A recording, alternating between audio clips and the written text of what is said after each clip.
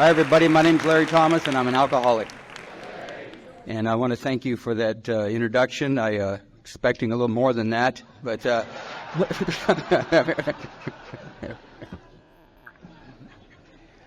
I'm glad to be with you guys this morning, and it's been a great conference up till now, and I'm here to lower the bar so Chris won't have any trouble at all this morning. You know, I'm a loser. I'm a hostile loser, and I want to hurry up and get this done so I can have some me time. You know,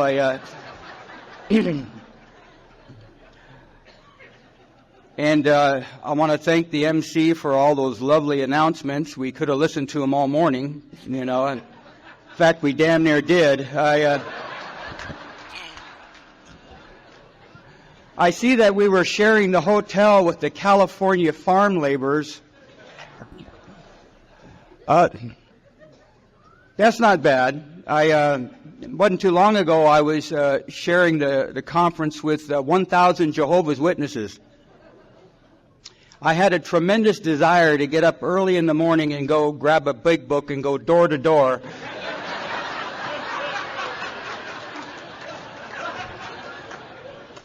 You know Bill and Bob love you. You know, just don't hold back, you know.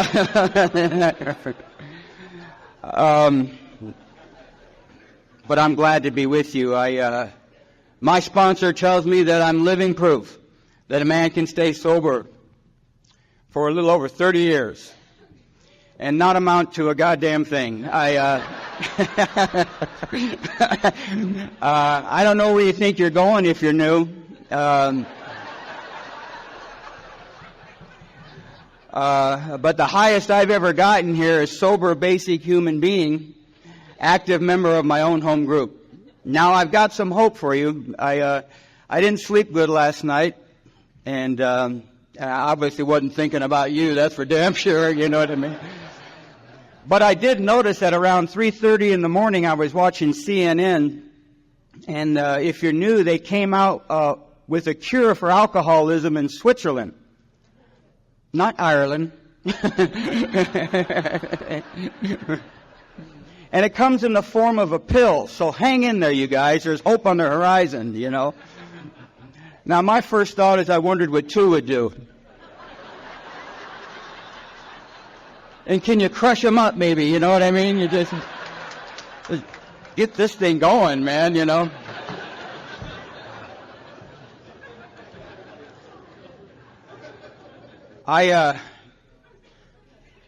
For many years, I thought that this step read, turn your life and your will over to God. And if I could do that, please tell me why was it necessary for the other step? Why would it be necessary for me to do anything? Up to this point, Bill Wilson is thinking that you're following him right along. That last paragraph in the 12 and 12 on the first step. Under the lash of alcoholism, we stood ready to do anything to lift this merciless obsession. I can't think of a better term for this disease that we have than merciless. It's as selfish as me. It does not need its permission to kick my ass. Nor does God need my permission to work in my life. But He would certainly like my cooperation. I've never been to cooperate with anything. I have no reason whatsoever that I can think of what makes me so selfish. I wasn't brought up that way. I come from some great folks. I was born in Detroit and brought up in a little foster home for a little period of time, and my mom and dad got together, and my mom's a sweet lady. My mom's a little Scandinavian lady, and my mom loved diet pills.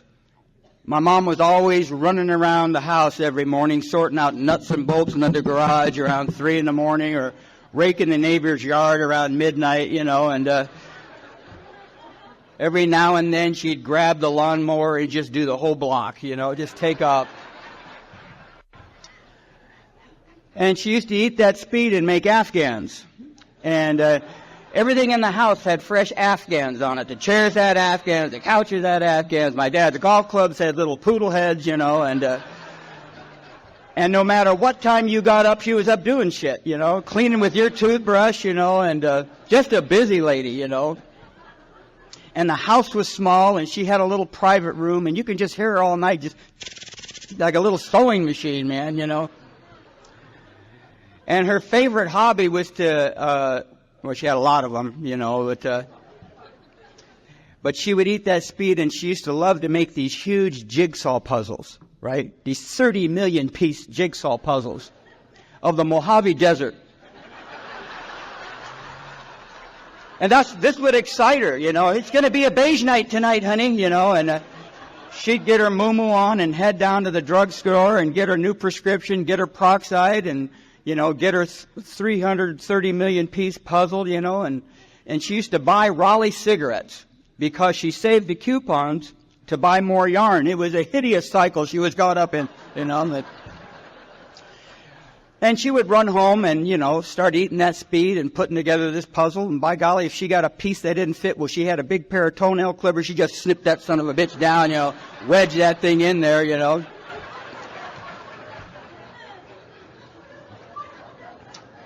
I love my mom. To this day, I love my mom. And what was to happen to me in Alcoholics Anonymous? You guys would start me on this fact-finding process. Fact-finding process. With no longer are we using the word blame. And I would get together with the sponsor.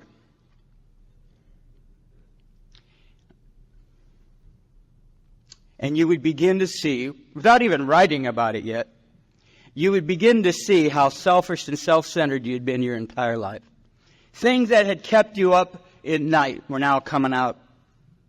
And I remember this sweet lady. I remember her well. I love her today. And I could see at a young age how my selfishness and self-centered would start. You see, I would see what it would do with people who would give me love and attention and affection. A compassionate gesture like that. And what would I do with people like my mom who would give me love and compassion? I would play her like a fiddle. That there would never be a time too inconvenient or an age too old, right? For me not to put the tap on that dear lady. And I never want to forget that. I never want to forget what it's like to be a young man, 18, 19 years old, and put away for a small period of time. And when you come out, you're supposed to show up on Monday, but you don't show up on Monday.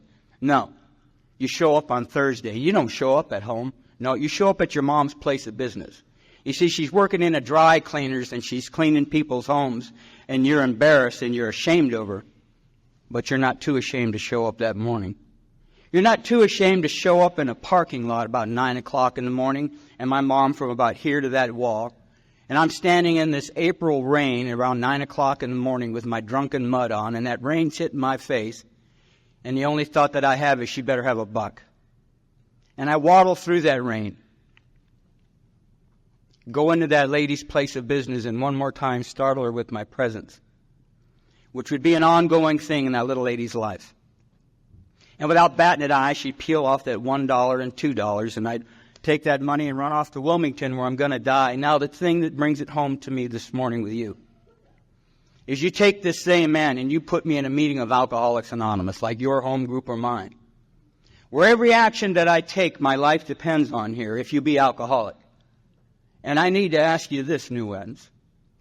How come when my life depends on it, with my so-called desperation and willing to go to any length, if you were to put the secretary of a meeting that same distance, how come when my life depends on it, I can't walk that distance and ask a man in a meeting for a job or a commitment in a meeting that's going to save my life, but I can walk that distance and use my mom time and time and time again? And I'm here to share with you, if you're new, that it's been my experience, and that's all I got here. I am no authority. I don't got a bunch of classes and pamphlets on this shit. All I know is this, that if my alcoholism doesn't kill me, my selfishness and my self-centeredness will. Make no mistake about that. Which is why it's necessary, with some goof with over 30 years, to still have a job in every meeting that he has. Not so that I can run off to Vegas and brag about it, but for one reason and one reason only. I will never get so sober that I can't get drunk again. But I can get so drunk that I can't make it back. And I never want to forget what it's like to be in Southern California, peering through every windows and all these Alano clubs and meetings, and wondering if I'll ever be in the middle of this thing called life. Because you were life to me. You are my life this morning. I knew I had glimpsed. I knew that I had wandered in something that I wanted to be part of. And this constant feeling of being different and never being able to feel a part of anything. And if I can get together with a sponsor and this book and you people and find out what that thing is that keeps me from serving you, I will have found a key to life. Because once I began to serve the thing I wanted so much from, I couldn't keep it from bleeding in every area of my life. You see, but I'm selfish and I'm self-centered. I don't know nothing about serving. I'm a something-for-nothing guy. Turning my life and my will over to the care of God is more like, okay, what are you going to do for me now? I'll just sit back, and when you are lazy like me, that was my dad was a happy drunk, man. My dad was a happy singing the blues, Nat King Cole, Bobby Darin drunk. This guy used to drink and sneak into his own damn home. It was an amazing thing, man, you know. Always through my bedroom window, too. He'd have these big refinery boots on. He snuck in there one night. That big old boot came in there, stepped right on my throat. I grabbed that little boot, and I said, Dad, why don't you have, Mom make you a key, for God's sake, My hell, she's up anyway, I can hear the Hoover going now, for God's sake, And this guy reeked of just character. Yeah, I mean, he started things and finished them. I don't have that push in me. I got a 5-inch belt of lazy ass that straps around here where, the only thing I'm pushing for is my nap every day. You know what I mean? I wake up thinking about the son of a bitch. Everything works around 2:30 in my life. I don't know how to push through things. I don't know how to hang in. Don't threaten me with a 401k, for God's sakes. I'm out of here, I don't have what it takes to hang. I don't have that in me. And if I could find out that thing that keeps me from serving you, but a something-for-nothing guy, that's what I've been my entire life. Give me that bottle, I'll pay you later. Give me that dope, I'll pay you later. Give me that sparkle in your eye, I'll do what I have to do later. Always got my hands out. My mom, she used to, this block that I had about a God, I didn't know for a long time what that was about.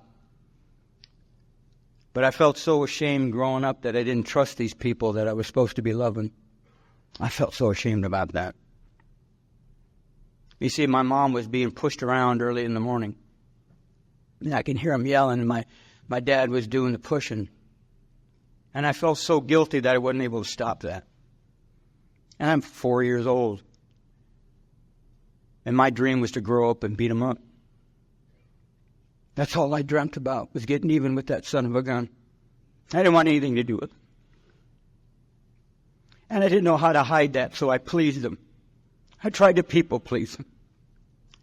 I tried to play baseball. I tried to do good in school. And I got this tremendous thing, and I'm just doing it so he don't hit me. I'm selfish and I'm self-centered. I just don't want him coming after me, and he would. He'd come after me, and I'd help him pick the weapon, what he was going to use on me. I didn't know what to do with all that. My dad came into my bedroom when I'm about 6 or 7 years old, and he says, "You're going to have a baby brother." Man, I start oiling up my glove. I start saving my baseball cards, Steve, thinking about that kid brother.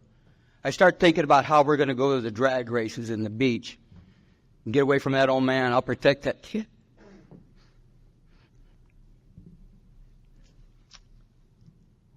Nine months later, the old man comes in my room. He says, "Your baby brother died." I don't remember having any compassion for my mom or for that terrible incident. I do remember going after the old man with all 60 pounds, telling him that he promised me You promised me. And I started swinging at the old man. I started blaming him for something he had no power of. Now, more important than what it did to me than this was I had this idea. What type of God would create a baby and kill it? I don't want nothing to do. See, my mom was brought up in a convent. She told me about what they did in those places. My dad was of no religion. He couldn't stand it. He said, they're just a bunch of money-grubbing people. You know? And he wanted nothing to do with it. And what type of God would create a kid and kill it? And I didn't want nothing to do with him. I didn't want nothing to do. And I had so many questions. And I didn't trust my mom, and I didn't trust my dad. And at 11 years old, and I didn't trust this God. I had so many questions. But I knew at 11 years old, it was up for me to figure this stuff out. I've got to muster up something and figure this thing out. And it was up to me. And I grabbed the reins. I started taking control of my life. And the first thing that I did is I made a right turn. No longer was it necessary to make that old man happy anymore. And I remember that turn just as quick as we did when we got off at Las Vegas Boulevard, man. I remember it to this day. That it put to me that said, you know what, dude? I've had it with you. And at 11 years old, there was 4 of us, and we went in a garage, and we started passing around a bottle of 4 Rose whiskey. And my God, I found a safe place. The Alki finally found a safe place. A sense of well-being, if you will. A sense of ease and comfort that came over me, that took away any doubt, any fear, any screwed up, self-centered feeling I had about me. And I stepped into this beautiful window that would be my safe place. And I'll never forget that first drunk for as long as I live, man. I never laughed so hard my entire life. I never threw up so much my entire life. I was throwing up shit I ate when I was 9 months old, for God's sakes, man. You know, just hurling groceries, man, you know. I kissed my first Latin woman, you know. It was my aunt, you know, but hell, I counted it, man. I went after her, you know. And I etched a spot. I etched a safe place, man. I found my spot. And I grew up like you guys, trying to believe the lie that we all were trying to believe and couldn't figure out when we got to AA. That lie that people have been telling us our entire life. And I just couldn't put it together. And you guys know the lie. Because we've been hearing it our entire life. If you stopped drinking, everything would be all right. If you would stop drinking, you wouldn't go through this. Everything would come together. And by golly, if you're in this room, you know darn well that that ain't the truth. In the doctor's opinion, he says, the only answer we have is entire abstinence. Right? This starts a seething cauldron of debate. You bet. Who's debating? The Alkies. Abstinence just drives us so damn mad that we can't wait to drink again. See, I'm an alcoholic. The memory of my last drunk doesn't have sufficient force to keep me sober. I'm in the grips of a progressive, it has me, I don't have it. And the memory of my last drunk, no matter how nasty it is, no matter how many pigs I'm rolling around with, no matter how long I'm in that gutter, for some reason it doesn't have sufficient force to keep me sober. And I'm thinking I'm going to learn a lesson, but isn't it amazing that the pain and the memory of my last drunk is pushed aside by the pain that I feel when I'm not drinking? And the only thing that not drinking has ever squeezed out of me is this idea that drove me to the gates of insanity and death. This time it'll be different. I've got to find a way to keep this stuff in my life if it's the last thing that I do. I never thought about getting rid of it. I thought about what I can add to it. What can I do to make, maybe it's some Reds and some whiskey. Maybe it's some 151 and some heroin. There's got to be but the idea of leaving it alone never entered my mind because I know what I'm like when I'm not drinking. And the older I got, the more afraid I got. My life is run on fear. To this day, I get scared I just get scared easy. You know what I mean? And I'm thinking that going to go, hell, I was in these hotel rooms. And I go into the shower and the shower head starts spinning. Scared the shit right out of me, man, you know. I thought and I'm a plumber. I'm thinking the things that, I know what's happening. This thing's going to spin off and flood, man. I got out of that shower. I'm running around naked, you know. She's going to blow, you know.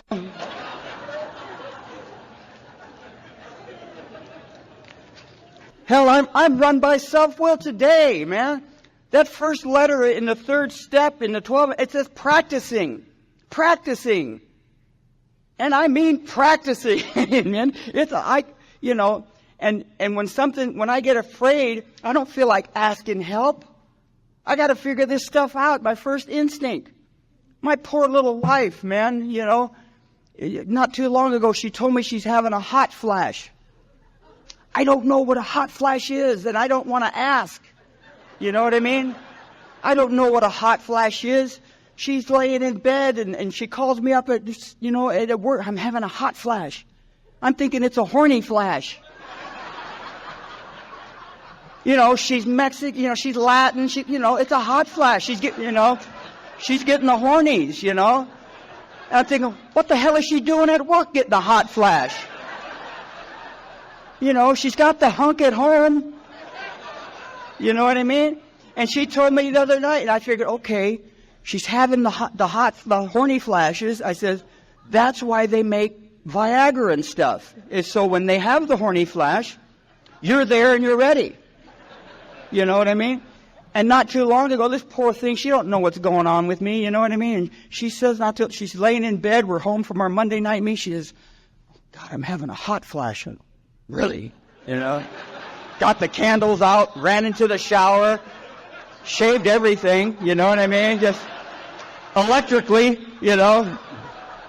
Got the candles out, was all ready, lathered up and shit like that. I come out of there and she's asleep. She's knocked out. And I already took the thing. I'm laying in bed and the pup tent's up. And I go, oh shit, what am I doing, man? I'm getting up, wandering around, bumping that thing into everything. It felt like a stubbed toe, you know what I mean? That following morning, I get a lady calls me from the group. She says, my husband's drunk and he's fallen out of bed. I says, I've got the perfect idea, man. Give him one of those, it's like a kickstand. He ain't gonna, boom, boom, you know what I mean? I've got to figure this stuff out, But that's how I operate, man. I got to figure this stuff out because I'm a nothing. I'm a nothing inside. I have no answers. I have no answers for anything. I know I'm inadequate. I know I'm a piece of crap. People tell you it long enough, you believe it. And I knew I was convinced I would never amount to anything, man. And the older I got, the more I leaned on that stuff, man. And by the time I'm in high school, I'm a freshman in high school, and people are hooking up with people, and I start dating this little Mexican girl, and she had some brothers, and they like lowered cars, and I love lowered cars. I love cars today. And we had our 62 Chevys drop right to the ground, man. Had my hair up real big like a Bakersfield tumbleweed, We'd drive around and listen to the Four Tops and the Temptations and Marvin Gaye, and God, I loved it, man. I was in my plumbing truck the other day, and the Four Tops came on. I had to start sinking in my damn truck, man, Had my white T-shirt and black khaki pants. They came up to here. The girls were telling me that men who are well endowed had big feet. I had a pair of 15-inch shoes I was wearing.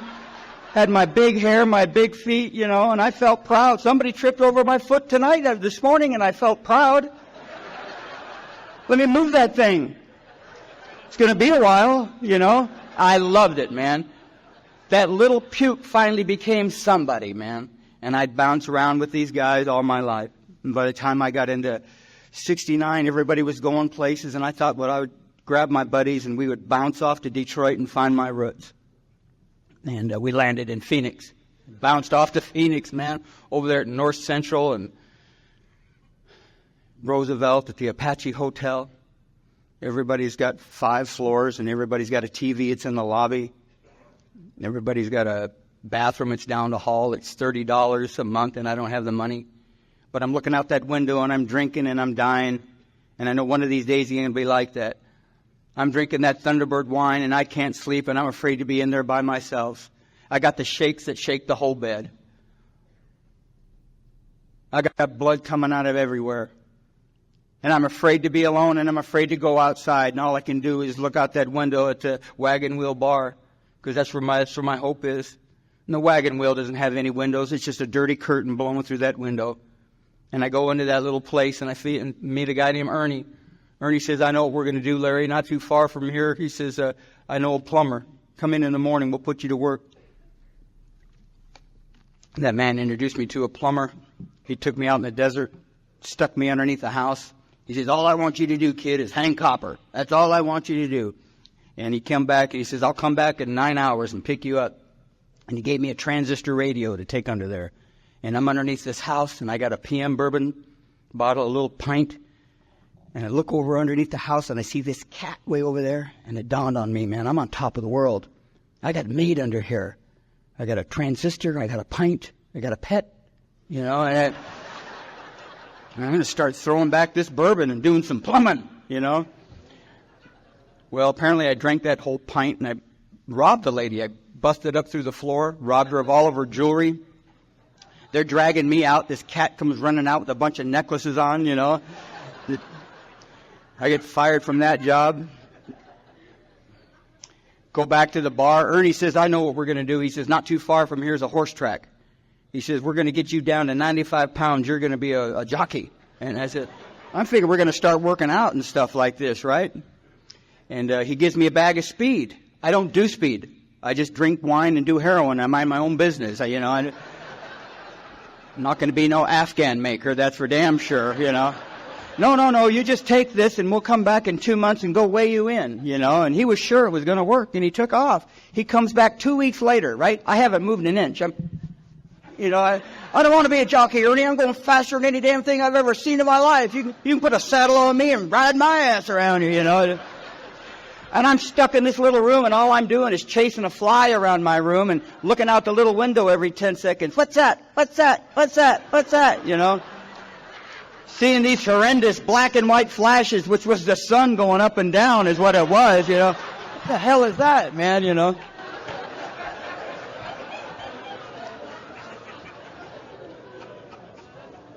Not too long after that, I started working for this other plumber, and the guy was I guess I worked for him about 2 hours, and wore me out.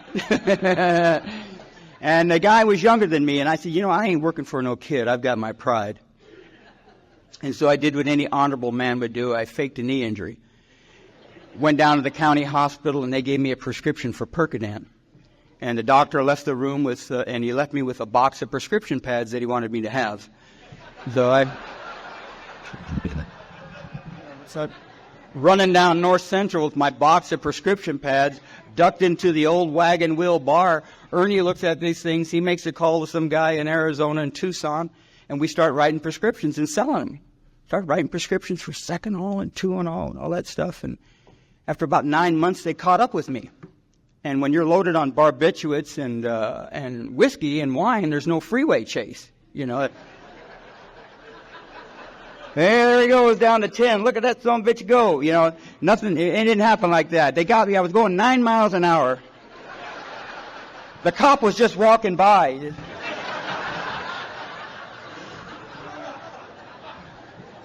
So they arrested me and convicted me and put me away for a small period. I'm no big-time convict. I'm a punk loser. And they put me in this place for a short period of time. And in 1974, I took a Continental Trailways to California and went to the L.A. City Hall and registered with the probation department. They put me on antabuse. In 1974, I'm on antabuse. And for the first time in my life, since I'm 13, I don't have a thing in my system.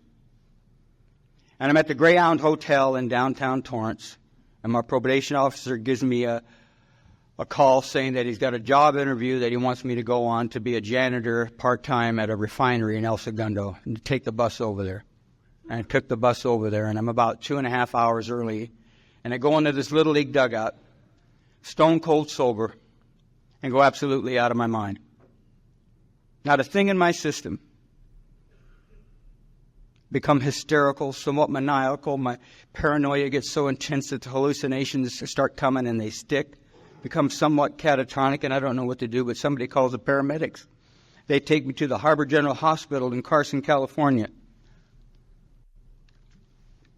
At they look at my jacket and they seem to see the thing that maybe with some of the incidences that have been going on with me, and maybe I need to go to a state hospital and be observed for 30 or 60 days.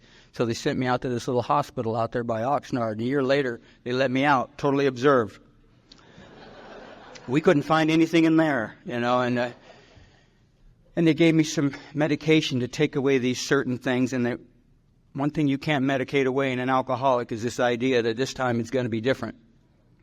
And after about 2 or 3 months, they ran out of Thorazine and some other things, and they found me at Olvera Street in downtown Los Angeles beyond the Chevron gas station in 1975, curled up like a dead dog. No big-time convict. They rolled me up on a violation. They sent me up to Wayside. I'm up at Wayside for about 50 or 60 days, and they put about 60 of us in a black and white bus and send us down to the South Bay Courthouse.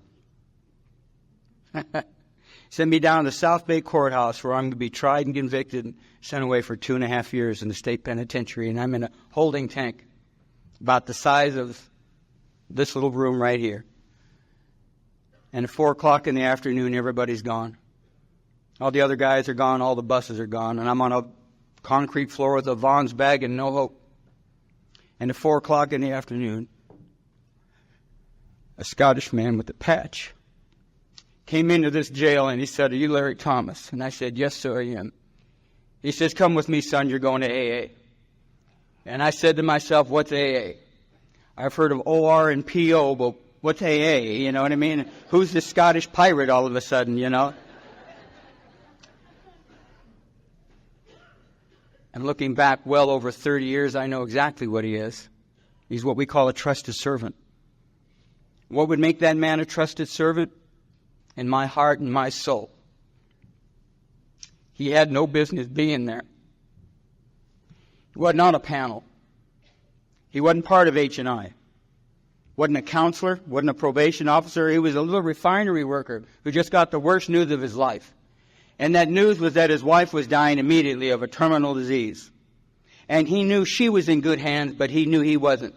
But somewhere in his home group. Somewhere in his Monday night meeting in Bellflower, California. Somewhere in his Wednesday night meeting in Brentwood. Somewhere in his Thursday night meeting in Carlsbad. That man was able to grasp and develop a manner of living that trained in him this. That practical experience tells us that nothing will ensure immunity from drinking than intensive work with other alcoholics. That this works when other activities fail. And that thought came across his mind, and he whipped his little car around, and he head off to the South Bay Courthouse. And he talked to Judge Foy and Judge Hollingsworth, and they said, "I think we got a guy for you." And that man took me to my first meeting of Alcoholics Anonymous, and I was ready for a long ride up north and maybe some lunch, Lee, you know what I mean? He takes me for a 15-minute car ride to my first meeting of Alcoholics Anonymous. A 15-minute car ride. And he rolls up to this dingy, stinky, rotten, smelly, pukey, filthy Torrance Lameda Alano Club. I said, "My God, what's an Alano, Is that like an elk or a moose or something like that, Watch for crossing Alanos." And he pulled up to this club, and there they were. All the Alanos were walking around, man. Everybody had a nickname and a tattoo. They're trying to get a cup on the wall or some shit, and he introduced me to all these people, Indian Genie and Captain Bob and Tennessee Bill and Singing Sam and Serenity Sam and Bicycle Ray and Santa Claus Ray and Dancing Pete and Whistling Butt and all these other people. I said, "My God, I just left a group of people like this, and little Moose comes running down. "Hi, honey, my name is Moose, and I'm expecting a miracle." I said, "I bet you are." I said, "I'm not it, man." Some big transvestite came out of the card room. He starts circling me like a helicopter in Norwalk. About his third time around, he lands. He comes walking up to me in his new moo-moo, and he says, "Hi, I can't wait to take you to our candlelight meeting." Candlelight meeting? I don't think so, big guy. Not till I get it here anyway.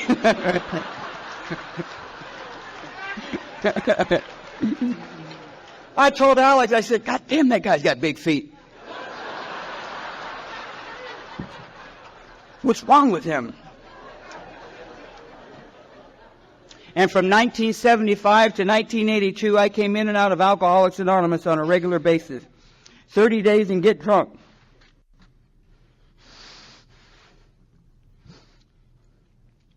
60 days and get drunk. 90 days and get drunk. And the longest I could stay sober was 6 months because I was on heroin. Took the edge off. And the biggest lie that I was telling myself was that I was coming in and out of AA. I hadn't touched you folks. I did what I've been doing my entire life. My entire life, from the time I was 13 to the time I was 30, I was sitting in rooms from the state or the county, sitting in rooms waiting for you to do something for me. I've had my hand out my entire life waiting for county checks and blocks of cheese and bus passes. And that's what I did here. Nothing changed. I sat in these rooms waiting for something to happen to me. I've had my hand out my entire life. And I come to Alcoholics Anonymous with the same attitude. What are you going to do for me? And what I was waiting to be done to me, God was waiting to do through me. There is a miracle here. There is a miracle here. And it's nothing that I can bring about myself, but it is something that I must do something about. And my whole attitude about turning my life and my will over to the care of God is I got to figure this stuff out. I'll just get physically sober and get my life together. I was so afraid to turn my life and I had no conception. That book talks about turn your life and your will to the care of God. I don't know nothing about care. I wouldn't know care. I've been into me, caring for me. I didn't know nothing about trust. And I came in and out of these rooms, never once getting a part of this thing, only thinking that if I would get physically sober, everything would be all right. And every time I called you, somebody would come and get me. Somebody would call and get me. And on May 2nd, 1982, I'm in downtown Wilmington. I'm at the Beacon Light Mission. I look at myself in this Woolworth window, and I see the thing, and the thing's 120 pounds and he's yellow. I look at myself and oh my God, whatever happened to my dreams? I never had any dreams. The only dreams that I had was maybe this time it'll be different. And I did what I always did like that. I panhandled some money and I called Alcoholics Anonymous. And who do I get? I get this guy named Don Adamson, this bald-headed carpenter. And every time I called, he would come and get me. And I panhandled that money and I said, Don, I'm ready to come back to Alcoholics Anonymous. Will you come and get me? And he told me the most profound thing I've ever heard in my life. He said, no. He says, you know where we are. You know what we got. Why don't you get your rusty rear down here yourself? I'm tired of chasing after you. And he hung up. And I said, my God, whatever happened to that AA love? I just heard it. I had just heard it. And for the first time in my life, it was up to me to come to you. And I went around that corner that day, and I started crying. Because everything in me wanted to stay sober. Everything in me wanted to stay sober. And I came to believe that morning. And I didn't come to believe in God. I didn't come to believe in you. I didn't come to believe in the big book or my sponsor. No, something happened to me that morning. I came to believe in the hopelessness and the futility of my life at that moment. And it didn't come to me in those words. It came into me, it'll never change. You will always be like this because you are powerless not to. I am like a tail on a kite. It's just a matter of the wind hitting me. No matter how bad I want not to drink, I'm going to get drunk again.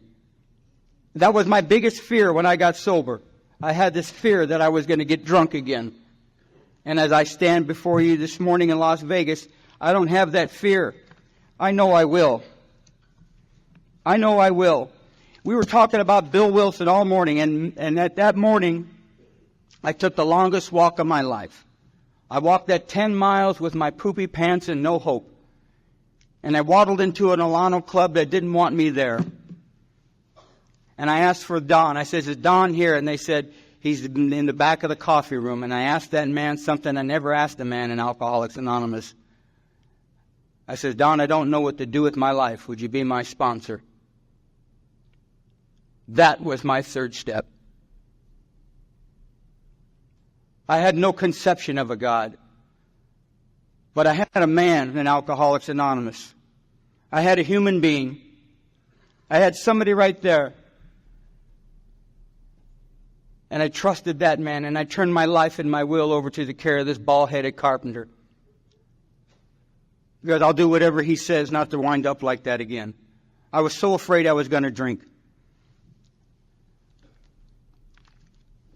He took me over to this club and he told me to wait there. And he says, and at that Thursday night meeting, I stood up and I said, my name is Larry Thomas. I'm an alcoholic. And after the meeting, I thought Don was going to take me back to the mission. And he says, you're coming home with me, kid. Really? He said, yep, you're going to stay at my house. All right, man. I start smelling the waffles already, And he brought me over to his place and he stuck me in this abandoned camper he had. It was up on blocks. He says, you climb into that camper there and you stay there. And if you leave that camper tonight, I'm going to have you arrested. And I'm thinking, my God, take me back to the mission, for God's sake, you know what I mean? And he slammed the door and he took off. And then he come back in there and he opened up that little door and he says, while you're in there, hotshot, he says, you better find a God. And he slammed the door again. Now, I'm in this little abandoned camper shell, and I'm thinking, well, where are you going to find a God in here? Is he in the glove box, or something like that? And about 4 o'clock in the morning, I was watching the trees breathe, and it dawned on me, you know what? I'll do whatever this guy says, not for me to wind up like this again. This is what I do with 30 years of me running the show. That the best that I can do in 30 years is wind up in this guy's camper and always drunk and hungover. That's what I do. And I said, I'm going to let this guy have me for a year. And I fell in love with him. I fell in love with my sponsor. All weekend long, we've been talking about Bill Wilson. Thank God. I love that man. But I also love Dr. Bob.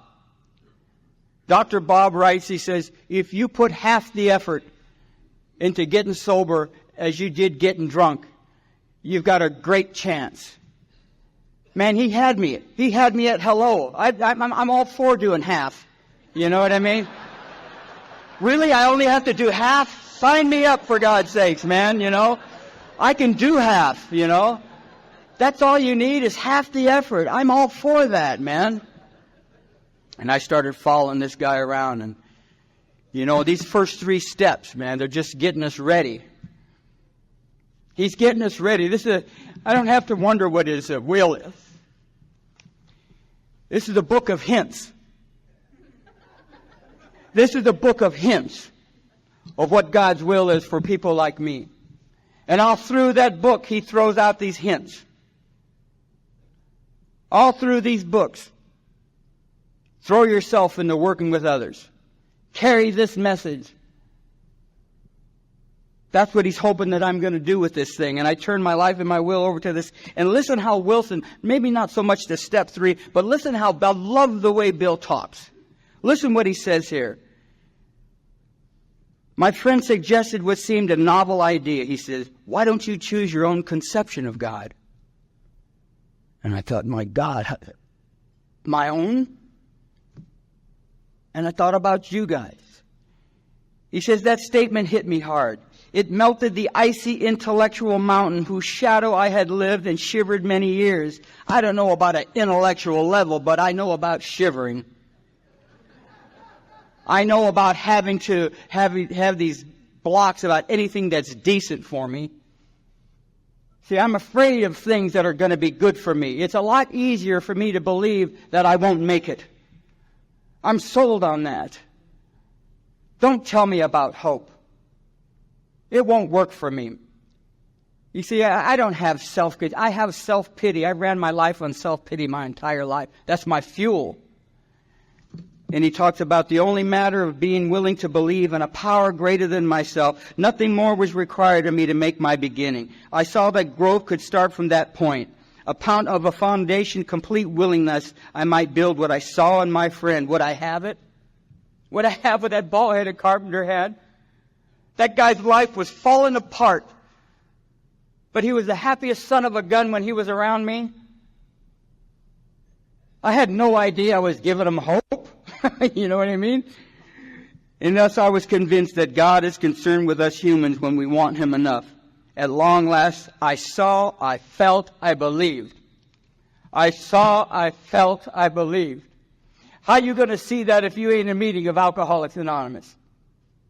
How are you going to see that if you're at home in front of the TV? When I began to see you guys, I saw everything that I needed to make me happy. When I began to be a part of this thing called Alcoholics Anonymous and just let you have me, I knew that maybe this little guy may have some hope. The real significance of my experience burst upon me. For a brief moment, I had needed and wanted God. There had been a humbling willingness to have Him with me, and He came. But soon the sense of His presence had been blotted out by worldly clamors, and mostly those within myself, and it had been so ever since. For years I used to think that the experience that Bill had when his high school buddy came over there, when his high school buddy come and visited Bill, and he starts taking him through these proposals, and Bill's laying in that bed listening to his high school buddy, and then he has the kaboom. The wind through the window, the lights open up, and this guy has what he explained was a spiritual experience. And for years I thought that's what was supposed to happen to me. That something was supposed to light up and I was supposed to have something of that magnitude. It took me years in Alcoholics Anonymous to find out that the spiritual experience that I was supposed to have was 2 paragraphs down. 2 paragraphs down, Bill Wilson writes, after having that blinding flash, I knew I must work with other alcoholics. 5 seconds after he had the kaboomy, he's thinking about helping other drunks. I think that's what he's hoping happens to me, whether it be soon or gradual. That maybe I'm supposed to be getting this thing. Maybe he's getting me ready. Maybe he's getting me ready. Maybe by turning my life and my will over to the care of you and getting rid of some of these defects and cleaning up the record, maybe this man's getting me ready to do something. That picture with the guy on the bed and those 2 guys talk. What do you think they're talking about? You need to work some more overtime? You guys were getting me ready to do something and I didn't know it. I'm thinking here you're getting me ready to be sober and happy, but you're getting me ready to do something. You got a job for me. And you guys possibly were getting me ready to be the best example of Alcoholics Anonymous I can be for one reason and one reason only. Maybe there's going to be a plumber who's going to waddle up to me and says, I've been watching you for a couple of months and you're always here. Maybe just ready, he's getting me ready for something bigger than just not drinking. He's got a job for me to do. I was never spoon-fed Alcoholics Anonymous. My sponsor, Johnny, never spoon-fed me nothing. He doesn't care I'm in Las Vegas. He just wants his coffee made on Monday night, man. You know? My real job is in my home group. A power greater than myself. I turn my life and my will over to the care of Alcoholics Anonymous. In other words, that 3rd step is, I'm ready to go to work for you. What is it you want me to do? What do you want me to do? How can I serve you? And it is amazing in Alcoholics Anonymous for people like me that the more you serve him, the clearer he becomes. He wants you to go to work. He doesn't need any more cheerleaders. He needs people to make coffee and set up meetings. Why is that? Because we stumbled upon something several years ago when Bill and Bob were at the Cyberling guest house. Bob didn't even want to talk to that guy. He says, I'll give him 15 minutes, and that's it. But because he's a friend of yours, Ann, I'll talk to that man. And he went into the Cyberling guest house, right? Come out 4 or 5 hours later, and they had a moment. They had a moment, man. They had a moment. They had a moment like me and Don had a moment. They had a moment like the first time I heard my sponsor. They had a moment like the first time we heard Clancy talk about the disease of perception. We had a moment. And that's why we're gathered in our home groups every Monday and Wednesday and Thursday. So that maybe we can create that atmosphere where we can have that moment again. Oh, the miracle of identification. Oh, thank God for identification. If I didn't identify with you, there would be no trust. But you would tell me your stories, and I trusted you. I trusted that you understood with me.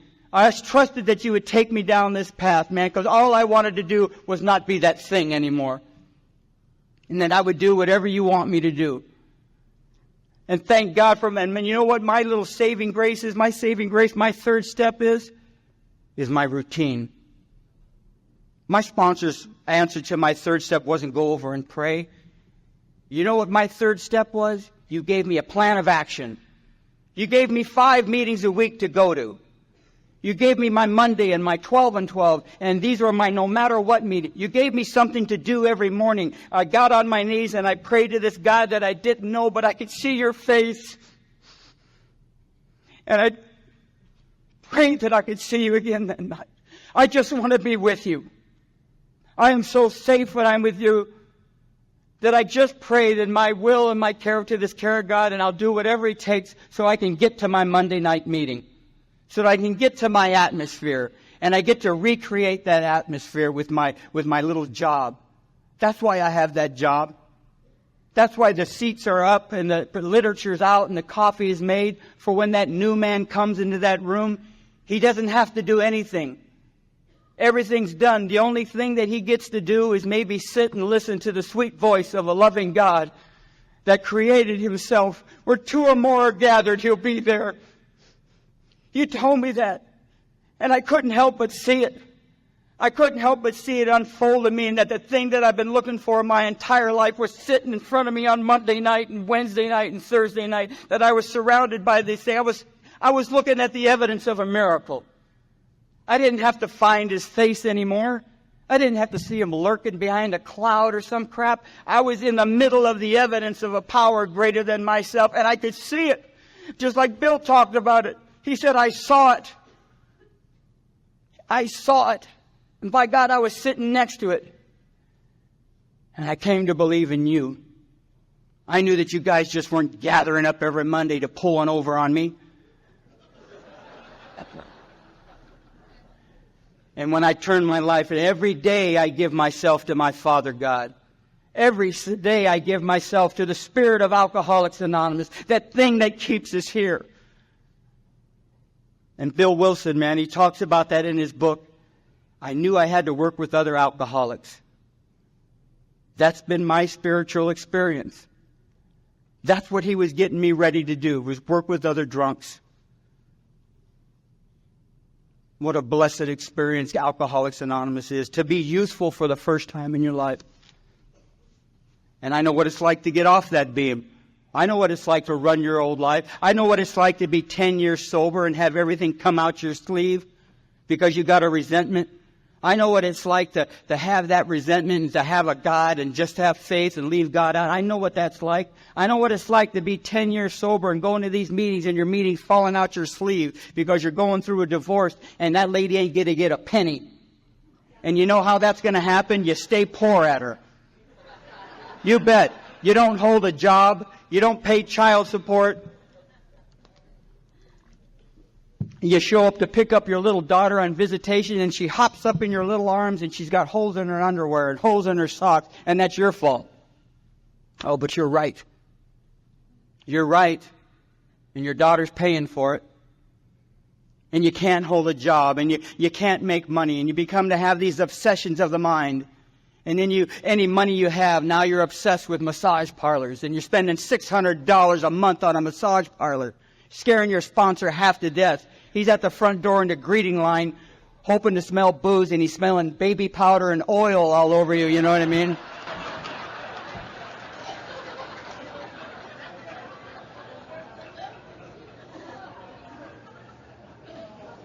I know what it's like to have a resentment towards your sponsor. Your sponsor tells you, I don't want you seeing that woman anymore. And you say, you don't understand. We got really something going on here. And you go against your sponsor's direction.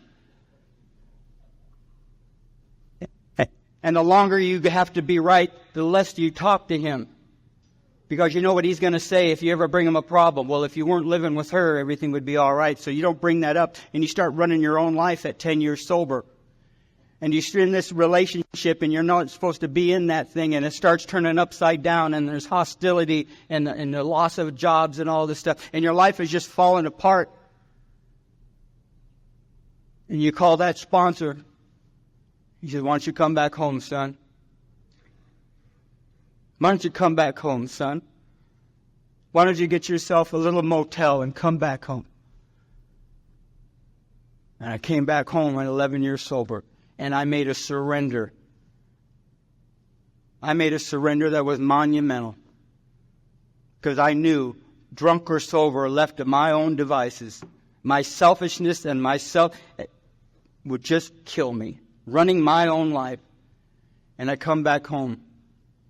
And I got in the middle of Alcoholics Anonymous like my life depends on it, because it does. Because it does. I used to say things when I was new in Alcoholics Anonymous, like, Alcoholics Anonymous don't work for me. Alcoholics Anonymous don't work for me.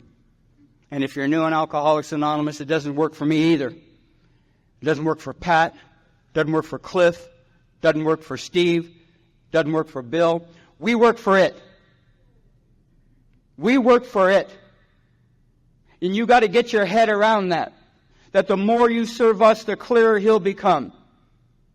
There is work to be done here, and He's getting you ready. This is a book of hints. And my third step every morning is, what do you want me to do? And when I began to show respect for the thing that was saving my life, every Monday night and Wednesday, when I started showing respect for, I never showed anything for respect. When I started showing respect for the thing that was saving my life, my meeting, my Alcoholics Anonymous, and the people in it, it was amazing. I started having a glimpse and maybe respecting this thing that could be a power greater than myself. Could be a power greater than this, respecting this thing that gave me life. That maybe He isn't out to get me. That maybe He just needs some work done here, and maybe I may be the guy to do it for Him.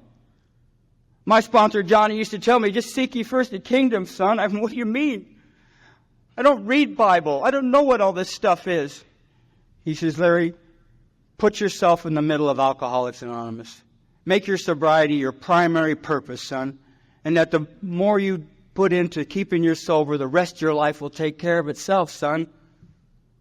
And the more you pecker around with your personal life, the more restless and irritable and discontented you need to be. Put all your efforts into staying sober. And looking back over 30 years, that man did not lie to me. I haven't had to go anywhere else to get anything else done. My job every morning is to give you, you guys can have me. What do you want me to do? And I say my prayers and my little prayers every morning, and I feel so glad that I'm in a routine. I need my Monday and it sounds something for some, but I tell you, I love my routine, because there's nothing worse than being sober and crazy and wondering where you should go on a Monday night. Should I go here? Should I go there? No, maybe I'll just stay home and work this shit out. You know what I mean? Been here 10 days already. What the hell's another day? You know what I mean? However, there's nothing more powerful and more secure than to be sober and crazy and know where the hell you're supposed to be on a Wednesday night. Or on a Monday night, in the middle of the people. And what happened to me, the miracle happened to me, and I've been saying this for years. I remember being about 7 years sober, and you guys had gotten me under this routine, and I finally got this idea on a Monday morning, I ain't going to my meeting. I ain't going. I've been going to that Monday night meeting, I'm going to finish my plumbing skills, and I'm going to go home and eat pizza and watch a movie. I ain't going. And I took off. I didn't even call my sponsor that morning. I just took off in my plumbing truck, happy as hell that I ain't going. I missed my 7:30 call to my sponsor. He calls me up at noon. He says, where are you at, jackass? I says, it don't matter. I ain't going. He says, what are you talking about? I said, I ain't going to the Monday night meeting. Jimmy Corn and I don't care, man. And I'm happy as shit about it. I ain't going. I'm driving around fixing drains and stuff. I ain't going, man. I ain't going. I ain't going, pal. You know what I mean? I got it. I'm going to have a Monday off, but I don't care what you think, pal. You know what I mean? I'm happy as hell. And I go about my business. I'm popping drains. I'm putting up faucets. 6 o'clock in the evening, I roll into my truck. I go into my house. I start taking a shower, shaving, getting ready, wound up at the Monday night meeting, shaking hands with people. What the hell? You trained my feet. I'm going to a meeting I didn't want to go at. I spent all day not wanting to go, and here I am. You trained my feet, and that spoke volumes to me. That spoke volumes to me, because how many times at 4 o'clock in the afternoon was it an automatic at Eddie's liquor store? It spoke volumes to me. And I knew that there was something here, man. Oh, how I love my life in Alcoholics Anonymous. Oh, how I love letting you have me. And if you don't think your seat is valuable and nobody's watching, I got a little story for you. This is how I hope Tim from Santa Barbara's here. I hope he's here. Because not too long ago, several years ago, he was working at Central Office. And Timmy gave me a call, and there was this guy coming out of the penitentiary. He wasn't coming out, he was getting transferred. He was getting transferred from Georgia to Lompoc. And he said, Larry, this guy doesn't have any friends, but he's 17 years sober. He says, would you mind writing him when he gets to Lompoc? I said, yeah, I don't mind writing him. And the guy showed up, and he gave me his address, and I started talking to this guy through the mail. Samuel. And I started writing Samuel. And I would write him about my Monday night meeting. I would write him about the third row and the third seat. How I would sit next to my wife and my sponsor. And how you guys would talk, and I would talk about you coming down there. And I would talk about our meeting. And then we started talking about the steps, and I would write him about my first step, and he would write me about his first step. After a while, he wrote me a letter. It's been a year or so, and Samuel writes this letter. He says, Larry, he says, after reading your letter on the 12th step, he says, I'm sitting out in the yard, and I'm watching the guys lift weights and play handball. And he said, for the first time in my life, I have a dream. I've never had a dream in my life. I was afraid to go to sleep because of nightmares. But he says, sitting out in the yard this morning with the sun hitting me, he says, I have a dream, and I need to share you that dream. He says, my dream is this, my friend. My dream is one of these days I'm going to get out of here. And I'm going to take the bus from Lompoc to Los Angeles, and I'm going to get the RTD on a Monday night. And I'm going to take that bus to the Monday night meeting in Bellflower. And I'm going to look for the third row and the third seat. And I'm going to come up there and I'm going to hug you, my friend. And he says, I think about it all the time. I think about it all the time. And he says, it makes the days just click by. And man, I never thought much about that. But I thought, my God, the guy's got a dream. And every now and then, Monday night, I would look underneath the doorway and see if I see Samuel. He was a black guy. And I used to think that when he would write, I would hear Morgan Freeman's voice. You know what I mean?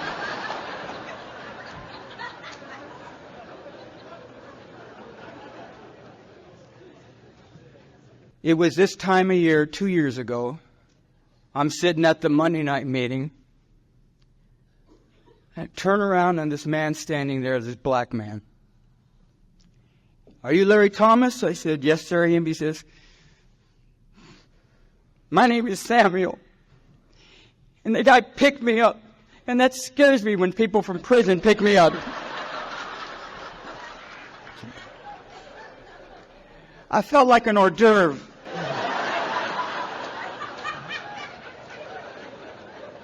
But he hugged me like you hugged me, Kenny. He hugged me just like that, man.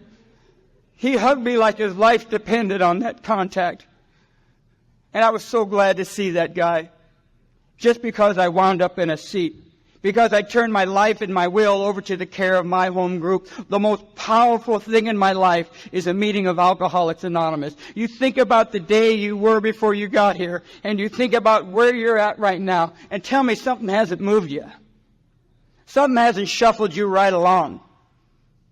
You can call it whatever you want. But I call it the sweet experience known to this man. To this man today, that's the sweetest experience is being in your presence. You are everything today. From the dinner we had last night. We were planning Steve's funeral last night. Yeah.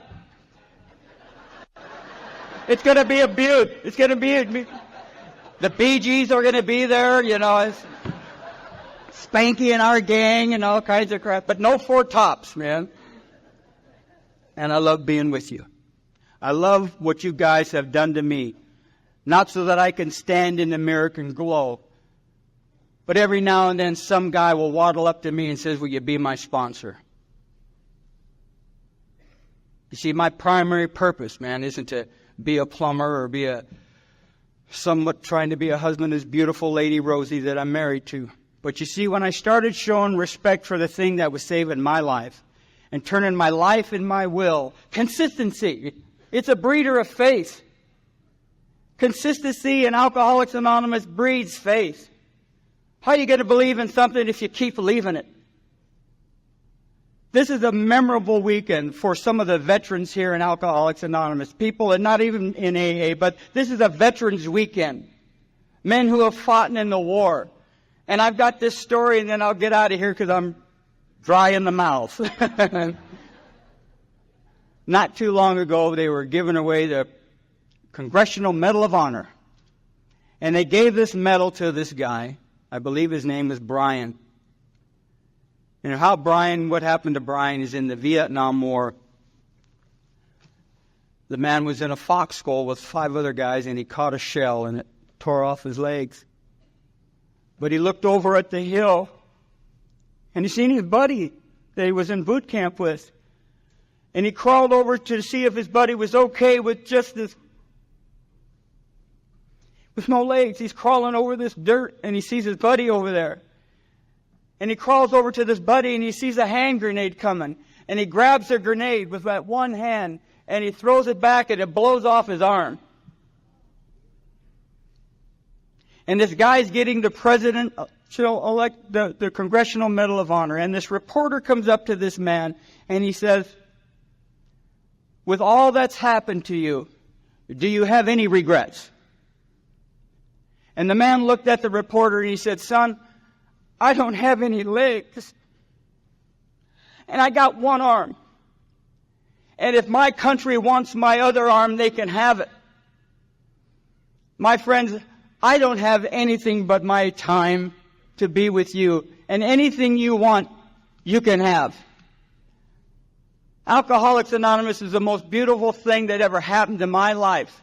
And for the people who are struggling with this third step, people like me who have doubts about their God, people like me who have the wandering faith, people like you who always doubt and feel indifferent, all I want to tell you is this. I would rather be a doubter. I would rather be a non-believer and a struggler. I would rather be a man who maybe doesn't know what God is sometimes and can't figure it out and be of total service to you than to be a man who knows everything about God and doesn't lift a finger. Thank you so much.